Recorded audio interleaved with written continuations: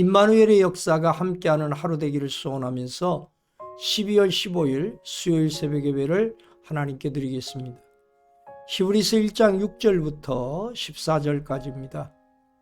히브리서 1장 6절입니다. 이 구절은 5절과 밀접한 관련이 있습니다. 5절에서 메시아와 연관된 구약성경의 말씀, 즉 시편 2편 7절과 사무엘하 7장 14절을 인용합니다. 인용 방식은 하나님이 직접 말씀하시는 형식입니다. 설교자는 하나님이 천사들에게 너는 내 아들이라, 오늘 내가 너를 낳았다, 나는 그에게 아버지가 되고 그는 나에게 아들이 되리라 라고 말씀하신 적이 있는지 묻습니다. 청중은 당연히 그렇게 말씀한 적이 없습니다 라고 대답할 것입니다. 여기에 인용된 두 구절은 원래 문맥에서는 이스라엘의 왕권과 관련된 말씀입니다. 이스라엘에서는 왕으로 등극하면 하나님의 양자가 되는 것으로 이해했습니다. 첫 번째 인용문의 출처인 시편 2편은 제왕시에 왕이 되면 이 시를 읽으면서 하나님이 적들로부터 보호해 주실 것을 확신하고 있습니다.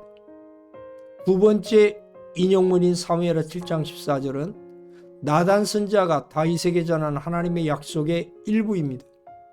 하나님은 다윗의 후손이 왕위를 계승할 것이고 그 왕위는 영원할 것이라고 약속하셨습니다. 신약 성경에서 시편 2편 7절은 주로 그리스도의 세례 및 부활과 관련해서 인용되었고 사무엘하 7장 14절은 주로 그리스도가 아니라 성도들과 관련해서 인용되었습니다. 6절은 그러나 라는 접속사로 시작합니다. 하나님은 천사 중 아무에게도 아들이라고 말씀하신 적이 없습니다. 그런데 그분이 아들을 다시 세상에 들어오게 하실 때 천사들에게 아들을 향해 경배하라고 명하십니다. 이것을 통해 천사보다 그리스도가 우월하다는 것을 증명할 수 있습니다. 7절에서 9절입니다. 이 구절들에서 두드러진 헬라어 구문적 특징은 엔과 대의 사용입니다. 이 구문은 대조할 때 자주 사용합니다. 한편으로, 다른 한편으로 라는 뜻입니다. 이것을 살려 번역하면 7절은 한편으로 천사들에 관하여는, 8절은 다른 한편으로는 아들에 관하여는 으로 번역할 수 있습니다. 이것을 통해 천사와 그리스도를 대조하고 있다는 사실을 분명히 알 수 있습니다. 히브리서 저자는 7절에서 시편 104편 4절을 인용합니다.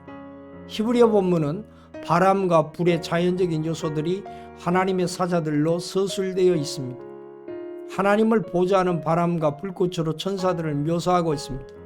이러한 이해는 영원하시고 불변하시는 하나님 앞에서 천사들은 일시적이고 가변적인 존재라는 것을 강조합니다.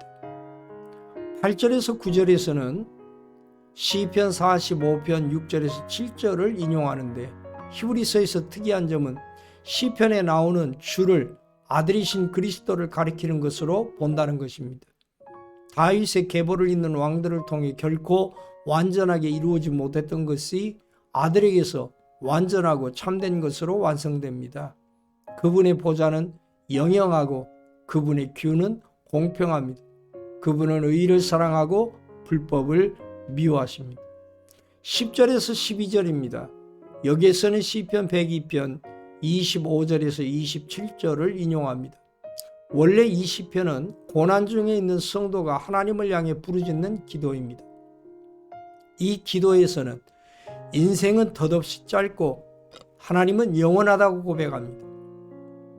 땅이나 하늘과 같은 자연은 끊임없이 변하지만 하나님은 언제나 동일하신 분입니다. 모든 피조물은 오래된 의복처럼 낡아질 것입니다. 그러나 하나님과 그분의 통치는 영원할 것입니다. 히브리서 저자는 이 시편에 등장하는 주가 바로 그리스도라고 생각하며 그러기에 그리스도와 그리스도의 통치는 영원합니다. 13절입니다.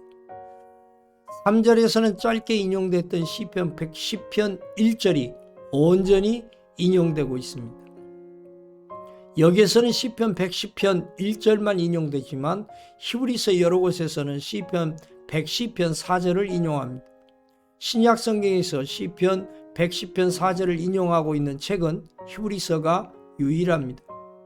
시편 110편 1절을 통해 이스라엘 왕들에게 주어졌던 약속, 즉 적들이 그의 발등성이 될 것이라는 약속은 이제 하나님의 아들이신 예수 그리스도께서 영광 중에 하나님의 보좌 우편에 앉으심으로 성취되었습니다.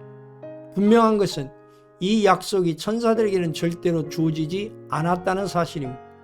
히브리서 저자의 수사적인 물음의 모든 청중은 아니요 라고 분명하게 답할 것입니다. 14절입니다.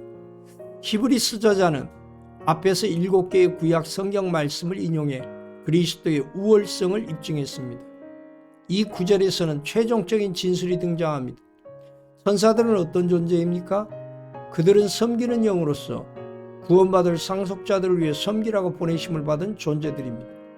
그러므로 하나님 우편에서 만물을 통치하시는 이들과 아들 밑에서 섬기는 역할을 감당하는 천사는 비교 대상이 될 수 없다는 것입니다.